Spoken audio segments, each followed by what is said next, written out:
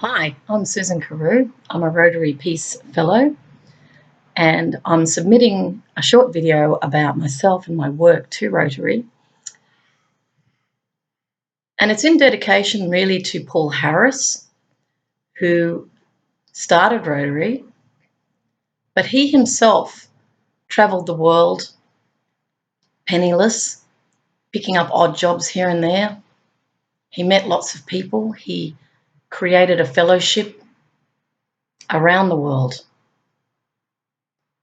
He inspired me when I read his story because I saw myself in him. I've also lived in poverty, been homeless, been without support, and yet friendly to everybody, which is my nature. And in fact, my whole life experience has been a long journey. Today, I call my work Awaken the Full because I've lived a life where I have travelled widely.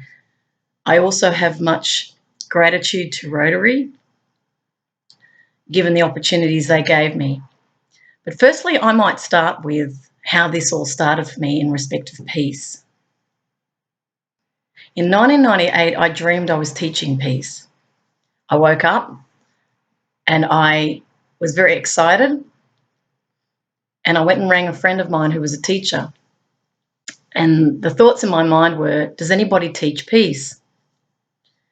My friend said to me, well, we teach social studies, war and peace, but there is no dedicated curriculum to peace. So I found myself really awakening to a huge life shift. Prior to that dream, I'd worked as a market analyst for 10 years in the market-based economy. I was trained in economics and marketing. I had a real penchant for business. But when I had the dream, everything changed for me. It was a very, very powerful experience. I lost pretty much everything. My partner, my home, my work dwindled away. And I became very focused on awakening the full in me. And I'll get to what the full means a little bit later. But I ended up at a crossroads. I remember I was thinking, what do I want? And I Googled, as everyone does these days, my life purpose. I Googled peace because that was the only thing I could think of. And I found Helen Caldicott, who was an anti-nuclear activist, interestingly enough. And I made a decision to meet with her. And around the same time, I also found a course at La Trobe University, which was a humanities and social sciences type course, which was about peace studies. And it was run by the most magnificent lecturer I've ever had, Dr. Tom Waver, who was the foremost Gandhian expert in the world. I was extremely fortunate to have come across him. Anyway, I saw him first actually and inquired about the course, and then I made a drive, a 1,000-kilometre drive up to Matcham. I arranged to meet with Helen Caldicott. Now, Helen had met with Ronald Reagan. She had started Physicians for Social Responsibility. She was a person who had been a housewife. She's a trained doctor as well. And I remember her saying that she'd been ironing and she's thinking something has to be done about the nuclear situation. They're all going to destroy us. And that's how it started for her. She just made a decision to act on it. So I went and had a meeting with her, and she told me about various think tanks in the United States. She told me about her work, and I was very inspired by her. And it was because of that meeting that I decided to go back to Melbourne and study peace at La Trobe. Now, this course was a very powerful course. It's no longer in existence. In fact, I don't think there's hardly any peace studies courses apart from the Rotary network. There may be pockets of them, but it's not a subject that's being promoted because it's not considered economically viable. And I do want Rotarians to take that on board, because often people value things that they believe are economically valued. As a person who's both a peace educator and a former economist, I would say to you the greatest values in humanity come from values themselves. It's not about the money. It's got to be about the human impetus to help other human beings from a very pure intention.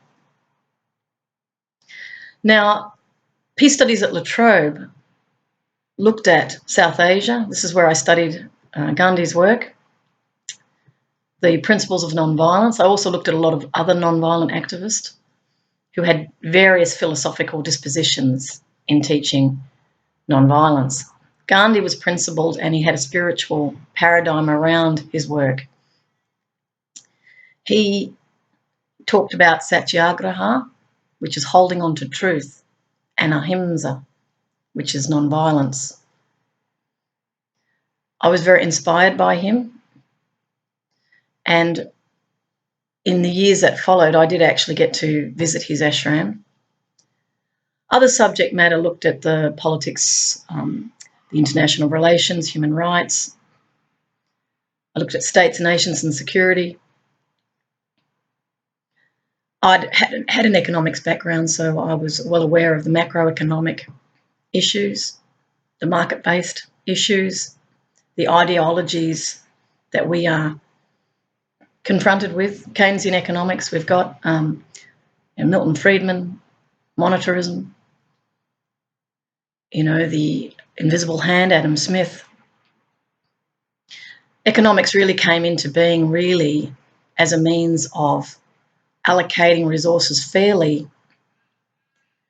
The design of economics was to optimise price through demand and supply mechanisms, and it was supposed to be a fair allocation to ensure that the majority received more fairly the allocation of those resources. It was to create social stability, economic policy. It was to generate markets in order for people to benefit. So the benefit of people really was the priority of economics. It wasn't about benefiting certain people. It really was about fair allocation. So towards the end of my time at La Trobe, I actually decided to dress as a clown, because I had actually done some clowning in a hospital in Canberra, in the previous year. And I decided to dress as a clown and connect with all the academics. And I juggled and connected with students as well. Found a lot of tension in the people because they are involved in academic areas. There's not a lot of stress release for them. And it was really on that day that I realised I was a world peace clown. I actually also, when I did Google peace, I also found Dr. Patch Adams. He's very famous for the film that Robin Williams played. And I just spontaneously decided to write to Patch. And to my amazement, sometime later, his brother Wildman rang me from Washington and invited me to come on their Healing with Humour tour in Russia with 40 other clowns. And I had no money, which has been pretty much the modus operandi of most of my life, which is good. Because everything I've done has come out of love. It's come from my vocation, and that's what this is.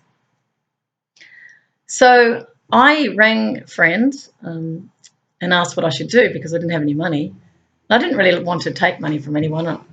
My sort of attitude is to borrow it and pay back. But I ended up ringing a woman I'd clowned with in Canberra Hospital, and she said she would ask her mother-in-law. And I needed to raise $7,500 to go to Moscow it was around 6 weeks I had, and that's to get the visa and everything. So to my amazement, 24 hours later, she rang me and said that they were going to pay for me to go to Russia, and it wasn't a loan. And that opened up a door for me where I put together my clown suit. I hadn't hardly any money. It was all donated. It was very much a Cinderella story. It was a lot of fun, though. And flew off to Moscow, and I met with all the clowns in a hotel. There was Patch Adams, very tall character, half blue hair, half grey. And everyone was milling around dressed as clowns. And we went out to orphanages and nursing homes. We clowned on the streets. We also went to the Moscow circus, so we got to see other clowns, Moscow style, Russian style. It was great. And then we caught a train up to St. Petersburg, and we clowned, at various famous places around St. Petersburg. It was very cold up there and a lot of snow, and you saw the sleds. We also learned about the siege of Leningrad, where a lot of Russians perished. They'd had a huge hardship in that country. Now, the reason why Patch went to Russia in the first place was because a woman called Maria from Maria's Children wrote to him, and she did it out of a Russian-English dictionary and asked him to come because she wanted to bring clowns to the children in the orphanages, and she, being an artist, was also engaged in getting the kids to paint for healing. There was 800,000 children, or 600,000, I think, in the orphanages in Russia at that time. Alcohol was a problem. There was mental health problems where children were removed. And it was very hard for the kids. We had the experience of going into the baby houses where they were abandoned children. We met some of the traumatised kids right up to the age of 5. If they didn't get enough love, if those staff members didn't hug them, these children became what they call imbecile. So the love aspect is extremely important. I want to emphasise that to Rotarians. The love aspect is more important than the doing. What heals our world is the feeling of being loved and accepted unconditionally. To not have to turn up in a way that makes us all feel comfortable. It's about us being comfortable with ourselves, which is what the real work of peace is, finding peace within in order to bring it to others. Clowning for me was most definitely a vocation, and it was the most joyful experience of my life, was to give unconditional love in orphanages and on the streets to strangers, to break down all those walls that divide us, the barriers. To travel with a team of 40 clowns for 2 weeks was the most extraordinary experience of my life. And in fact, Patch said in his speech in St. Petersburg, which is on my website, www.worldpeace.com, what he said was he tried to bring together a team of people to practice unconditional love. It was his peace initiative to thaw those Cold War relationships between the United States and Russia, or USSR at that time. What we're about as clowns was to come from inner power, not outer power. Inner power is the virtues of humanity. It is allowing yourself to feel others who are suffering, but to bring joy into those spaces. Now, when I came back from Russia, I was extremely inspired, and I have been inspired for 21 years. It's not stopped. But this inspiration at that time was to write a program for schools, because we needed to integrate the values of humanity into children. So I produced the Real Hope, Peace, Nonviolence and Anti-Bullying program, which is an acronym for responsibility, empathy, awareness, love, honesty, oneness, peace, enjoyment, and there's an S on the end, service. So Real Hopes is the model. Underneath all education, the absolute basis should be values in order to then take on knowledge, but we also need to be able to access inner knowledge. The real peace work is about accessing the wisdom of who we really are, and all children have that. It's also about learning to love ourselves. Clowns give that permission that everybody's acceptable. So this type of classroom was a happy classroom. It's not a classroom kids go, oh, I don't want to go to school. They go, oh, I can't wait to go to school. Peaceful's coming. And they did. They loved it. And I taught them anti-bullying. I taught them how to resolve conflict. I taught them about themselves. It's to know thyself and be true is the nature of this type of work. So responsibility means they have the ability to respond. They can do something. It's in their hands. Empathy is to stand in someone else's shoes. That's how you don't bully another person. You feel their feelings. What would it be like to be experiencing that? If you've been bullied, how did you feel? What was your body language? How were you speaking with someone? Were you really listening to what they were saying? As a group, are you fostering a culture of peace? Not only in the classroom, but in the playground. I also made them aware, what are the things we don't see? When we close our eyes and we imagine the room, what don't we see? We have selective attention. This is why all of us come at life in a whole myriad of ways. You can't get everybody on the same page because we're all selectively picking out of our environment things that resonate with us. So I make kids aware of that. It's also being aware if you see someone bullying. If you're all plugged into electronic devices, you're clearly not going to be able to feel the people around you, get to know them, or help out if there's a problem. So there's real major issues with the technologies. Love was to say it's not a wussy thing. Love is not some ethereal concept. It's the very glue that binds us as human beings with one another. You love your parents. You love your children. You love your friends. You might have a favourite star that you love. You might have a hobby you love. Love is the very essence of our life. It's what moves us to do what we do. It's what moves us to go and participate in something. A feeling of love, a desire. It's to learn to follow those prompts in life. It's to learn to open one's heart to others, because you cannot help another person if you can't open your heart to them. And for some that means vulnerability. Well, we're humans. It's okay to be vulnerable. It's okay to cry. I told children that it's just crying is natural. It actually removes the toxins from the body. It's very important to release your feelings. If you're upset, if you're angry, you've got to get it out, but you don't get it out on people. So honesty was another very important one to teach children, that you can be honest all the time. It's just how we reframe our words. So if someone said, do you like my jumper, and I didn't like it, I would simply say, well, I wouldn't probably wear it because it wouldn't suit me. But if you like it, you wear it. What do you think about it? That's more important. My opinion doesn't matter. If you're asking me what I think about you getting your jumper, I say, if you're happy with it, go for it. It's whatever makes you happy. That's what matters. That's speaking the truth. I don't have to say I hate your jumper, because that would be cruel and insensitive.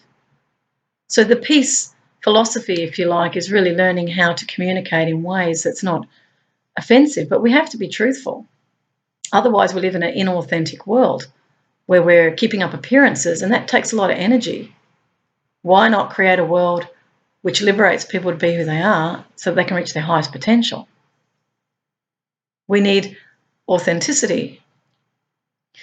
Oneness was the next value I was teaching, which is we're all one. We're one world, one family. We've all breathed the same air. I give the children an image of the earth. I have an earth ball, and I tell them which side is up, or I ask, which is up? And they go, oh, that's up. And I say, no, if you're out in space, on a space station, you're not going to see the writing on the planet. Neither side is up. You're coming in on your ship, coming into the earth. It's very big. There is no up and down in space. So the kids get to learn that things are not always as we believe. And there's a beauty in the world that we live in, and it's a world worth preserving. The ecological side of our planet is in homeostasis. And of course, peace is all about balance. It's not about necessarily the whole world being at peace. It's about the yin and the yang of the world, which is the next value that I teach, is peace, which is yin and yang. So we all have the element of negativity, the element of positivity within us. And it's a little bit like the grandfather who's talking to his grandchild, and he's saying that he has two wolves inside him. One is angry, mean, aggressive, and the other one is kind, compassionate, loving. He said they're having a fight. And then he says to his grandchild, "Grandson, which one do you think will win?" And the grandson goes, "I don't know, Grandpa. What do you think?" He goes, "The one I feed." So in our world, our conflicts are being fed by narratives, by right and wrong, by perspectives of us and them.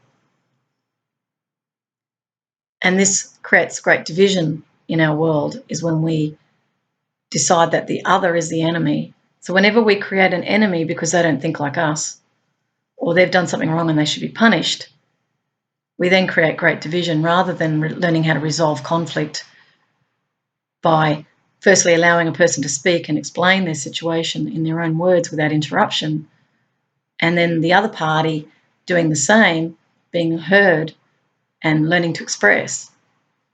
And then the parties asking questions of each other to clarify where they had misunderstandings. Then the two of them get together and they work out the options on what were the options in respect to the conflict. Then they look at the solutions on how to resolve the conflict together.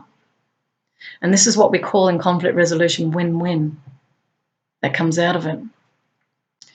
So children get to understand that, and also non-discrimination. They learn about division through Jane Elliott's work, which is the Blue-Eyed, Brown-Eyed series, and I highly recommend you have a look at it. The class gets divided by eye colour. Blue-eyed children are with the clown doing Chinese whispers. Brown-eyed, green-eyed children are held to the side with the teacher. And they both get to experience what it's like to be the inside group and the outside group. Then they come together as a debriefing and they share their experiences of being included and excluded. Then we look at solutions in the playground, how we can ensure that no child is isolated. We don't want children bullying and we don't want children suiciding. We want children to become self-aware. We don't want them plugged in. So the other section I teach is enjoyment, which is the clown, which is the greatest joy of my entire life, was clowning on the streets. I clowned in 20 countries as well when I went around the world. So for me, the clowning was about really very much the meeting of others, connecting with humanity. It was to see myself in others. It was to bring some lightness to whatever scenario people are in. It was to show them that there's a friendly face out there. It was very similar to Paul Harris's work, except I did it with a clown suit. It was to really see my world and to make friends. Patch Adams also talks about friendshipism, and he's quite right. So we do some juggling because that balances the left and the right hemisphere of the brain. It teaches children to persevere because they drop their balls and they start again. They learn how to do a simple juggling routine, but that could be taken further and they could learn more complex styles of juggling, which is very good for the awakening of the neural networks in the brain. It's also good for opening up laughter because kids often laugh. And if you have music playing, well, that really lifts them. So lifting that frequency is what we call it, is feeling really great about life, and that programs into children joy. It's a memory that they can go back to whenever life gets tough. They can remember the fun that they had with the clown. And the kids love it, absolutely love it. I talk about what real joy is and how to see it in joyful ways and how clowns have fun, what we do. The last one, of course, is service, where you integrate all of those values. Service becomes a natural offering. So for me, I'm doing this out of service. My whole life now is dedicated to service. I am giving unconditionally. This is service above self. For the most part, I'm not paid for anything that I do. I'm doing it out of the pure love and joy of teaching peace, which was my dream. And the reward is really what life brings me in return. And it can be things like someone giving you a place to stay. It can be things like someone giving you some money just out spontaneously. You didn't ask for anything. They've just felt inspired and wanted to give. And it's the giving that enriches humanity. It's not the taking. When we make life all about money, we lose the essential wealth of life, the real richness, which is a gift that comes to you spontaneously from someone because they felt so much joy they had to give. And that's what love does. Love is fully giving. When you're in a poverty mentality, which I'm not, you will take more because you think, I've got to have more money. I've got to have money for retirement. I've got to have money. You know, what happens if this goes wrong? I need alarm systems. I need the best car. I need to be seen to be. That's all fear. You need do nothing. You only be yourself. That's the true message of peace, is to be at peace with life as it shows up. I've had a huge journey. You know, I've been on radio. I interviewed many people. I had 135 programs that I produced called Bridges to Peace, and that was the real deep listening to others who were doing peace in lots of different ways. I understood more about the politics, I understood more about the conflict resolution. I understood more about the change agents. You know, I understood more about the religious groups who were actioning non-violence in their own ways or doing charitable works to bring peace to people who were in desperate hardship.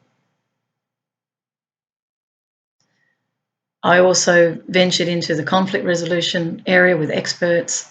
I spoke with professors, other academics, other politicians. So I had a real opportunity to traverse. Some of the most notable ones was Philip Adams, who was from Late Night Live. I interviewed him about peace. I interviewed John Dean, who was Richard Nixon's counsel. He brought out the book Worse Than Watergate.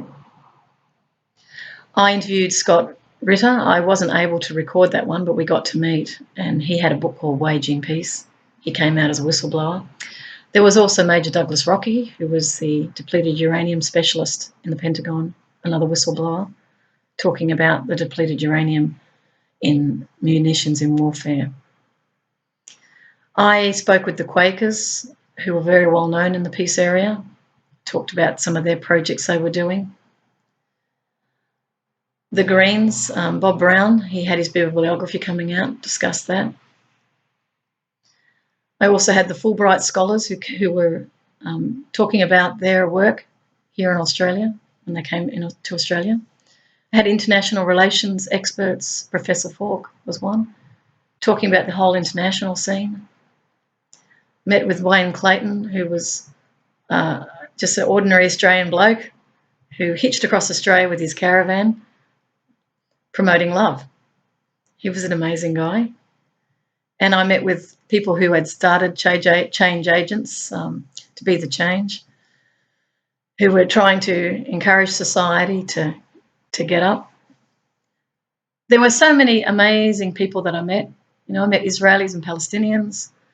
I went to protests, you know, mingled amongst that community to learn about peace from a whole range of angles. So that was really fantastic, and that was also learning to have a voice. Travelling the world was a decision I made one night when I said that I was a world peace clown and I really have to travel the world.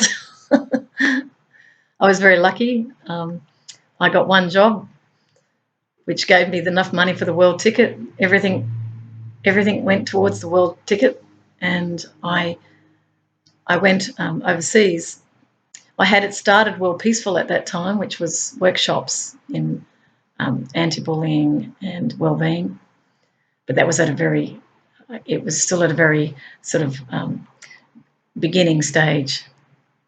Nonetheless, I went around the world as a peace clown, and I won't go through the whole experience as a peace clown. You need to look at my book, A Fall for Peace, to read through the excerpts I've taken from my blog. That was the blog for traveling the world. And I've also done another blog called Peace is Our True Nature, which I started when I came back. But the world trip was really an initiative for me to face fear. It was to get a world ticket and basically make it up as I went. I couch surfed, stayed at people's places who were locals, and they told me where to go, and I usually took them out on the street with me as a clown. And in amazing places like Thailand, clowning on the train there. I remember in Egypt, I clowned with children's exhibition, had all the kids, with me. I also clowned in India in a huge shopping centre. It was an amazing experience, and I went to the United States, to the UK. I went to Central and South America. I went to New Zealand, and I clowned in all these places, and I saw the joy on the faces of so many cultures, so many different religions, and greeting them as myself, greeting them as my people, seeing every culture as my culture, every country as my country. As I explored the world on a lot of levels, I was looking into some of the sacred sites, saw the pyramids. I've been to Stonehenge, places like that, Newgrange in Ireland. I've also looked at the environmental condition from the sky. I always remember in Russia there was lots and lots of forest. I realised we were over-cultivating our planet. I talked to people about sustainability as I travelled. People were very concerned about the juggernaut. I could see the economic juggernaut in Central and South America and the displacement of Indigenous peoples who didn't know how to integrate into a capitalist type system.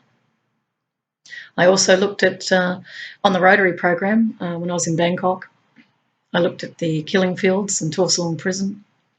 I also met with prostitutes down in southern Thailand through Rotary. Had exposure to the world's experts on that program, deepening my awareness and knowledge of conflict and peace. Looking at the world as a whole, I recognised there was not enough taught in respect of peace education, if anything. It's the one area that has to be an experiential thing, not only the academic side, which is great in the universities around the world, which Rotary is doing, but we have to integrate peace. And that was the work I was doing. It has to be experiential because we don't learn, we don't remember unless it's in our experience. So training must be very deep if we're going to catalyse a real shift in the world. I've been around Australia as a peace clown teaching peace and sustainability as well, for free or by donation, and that was to see my country. Vast, Australia's vast. I did it alone again, learning to be self-reliant, learning to face all fear as a female as well. I was in a tent, so I was on the most marginal of incomes. But there was a great, wonderful, expanding experience, and I've got a blog on that as well on my website, which is Travelling Australia. I went to Nepal with Rotary and did Cultures of Peace up in the remote Himalayas. Had a wonderful team of Rotarians with me who were teaching teachers education. I came in as the peace clown and clowned around some of these really remote villages, and I also taught Cultures of Peace to the teachers. It really needed to be an ongoing thing for it to be integrated. It was really a taste for them to experience another way of teaching. I've had huge experiences. I've been in poverty, been without a home. I've had to really explore how our world is responding to poverty, particularly here in first world countries. And what I've seen is that there is a disconnect between the public and those who are in great poverty in I'd say all around the world, in actual fact. Whenever you're in your own country, people tend to disrespect those who are poor because we're being taught the economic paradigm of success and belonging and decency and dignity is usually in that area. Those who are in poverty are considered weak, or they're victim blamed. There's a lot of that. And what we have is we don't have full employment in our society. We're actually on a trajectory right now where it looks like there's going to be high levels of unemployment given the AI that's coming in. The smart cities idea is going to exclude those who are on the street because they're not going to be able to get online. There's cameras, there's a lot of surveillance going on, so there may well develop a distrust. There's data gathering. It's an area that's problematic, I think. There may be some advantages in respect of safety, but I think there's another aspect to it that needs to be fully discussed with the society itself and how we develop ways and means of really ensuring the poorest people are housed. A lot of money has been spent on infrastructure, but we've still got people on the street. So how do we weigh up our priorities as societies? What is important? We have challenges in respect of economic growth because ecologically the planet is collapsing. We are breaching tipping points. Sir David Attenborough has come out and talked extensively about his concerns with the climate. And we haven't really seen enough change, nowhere near enough change in order to rebalance. Now, coming back to peace, what I've learned from this huge journey that I've been on is that peace is about homeostasis. It's exactly the same as the homeostasis of the planet. That means balance. The yin and the yang that I alluded to before is balancing the dark and the light elements in us. Now, in order to balance the light with the dark, we have to learn conflict resolution. We have to learn inclusivity. We have to learn to create forums and communicate dialogue with each other.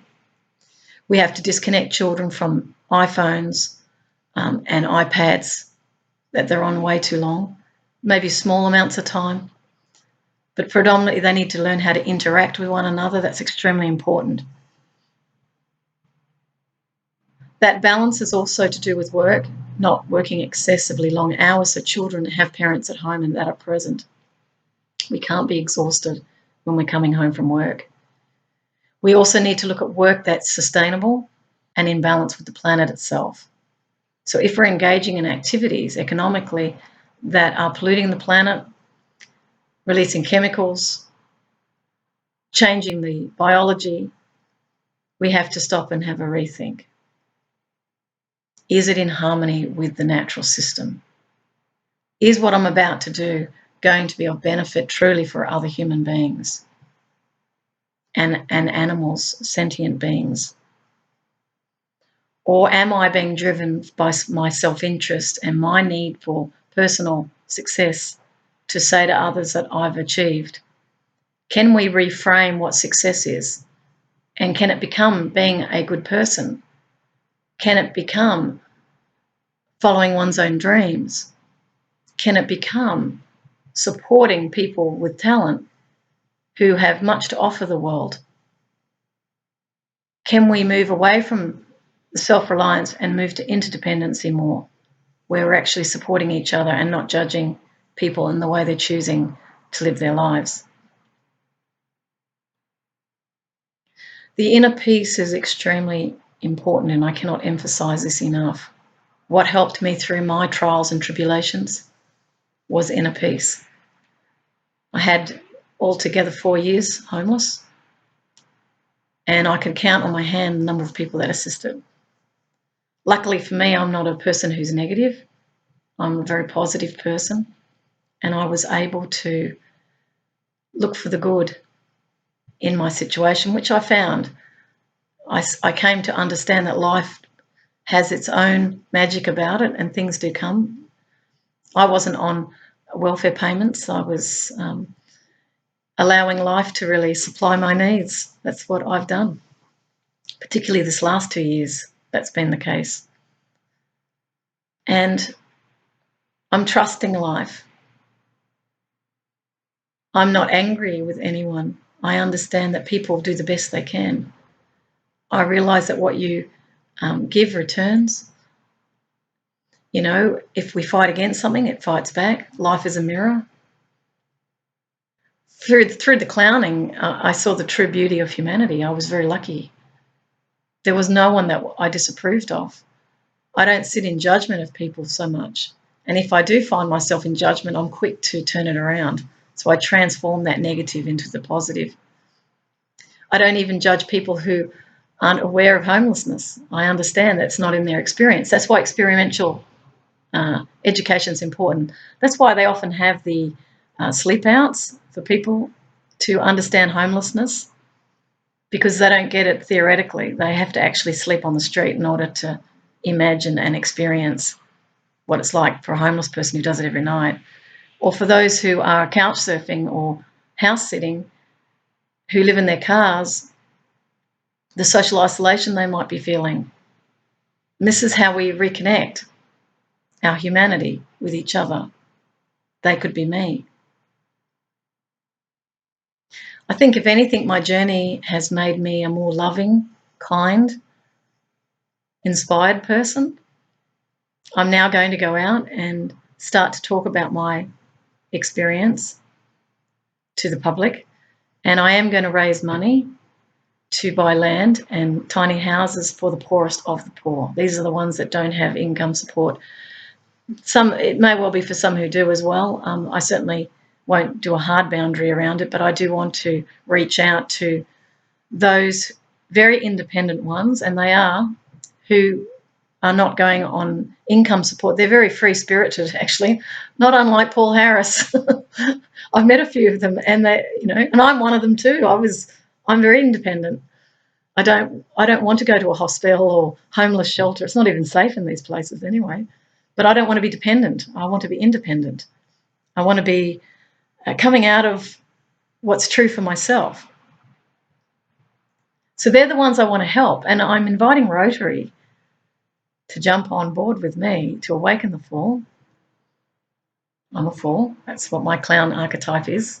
And the awakening is to become aware of our potential. I have great potential. I recommend you go read my book, A Fool for Peace. You can download it. You can either buy it if you want to support me financially. If you go to the author on my website, www.worldpeaceful.com, have a look at my books. You're most welcome to buy an ebook, or if you want a free one, that's okay too. I'm actually all for free. Peace is free, in actual fact. You can actually just Google A Fool for Peace and you'll see my free PDF. It's a huge book, but it documents my journey as a fool for peace. It's also my vision, and it's also got solutions. Holistic economics is in there as well. And Children's Circle Parliament is there, where we can create a non-adversarial parliament for children. Real Hope, Peace, Non-Violence, Anti-Bullying program is the excellent foundation for children, particularly in primary. And I also have courses that I have developed for secondary school children, which is around the fool. So stepping out with courage in life. And the way we depict it in respect of the mythology of the fool is to step out of your comfort zone. It's stepping off the cliff of uncertainty and embracing life with courage and going through life as that wanderer, not unlike Paul Harris, very similar. I think Paul Harris was a fool, actually. He stepped out of his comfort zone and he wandered. And the fool wanders through life, and you might occasionally stub your toe and you sit with the pain and you overcome it. And you meet interesting characters on the journey, which I have done. I've met thousands and thousands. And you learn to trust life. I talk about the fool's gold, which is the real gold, the real wealth of humanity. And it's embodied in real hopes: responsibility, empathy, awareness, love, honesty, oneness, peace, enjoyment, and service. That's the gold nuggets. So the fool carries real hopes as the real worth, the esteem of the human being, and ventures into life full of curiosity at the mystery of this world we're in, because it is a beautiful world. And through all my experience, which has been highs and lows, I've come out the other end extremely happy. I have found the fool's gold. So you are invited to join me to awaken the fool. I'll put an email link at the bottom of this video, and I invite any interested Rotarians to get in touch with me. Thanks for the time, and I send you love and peace. Bye.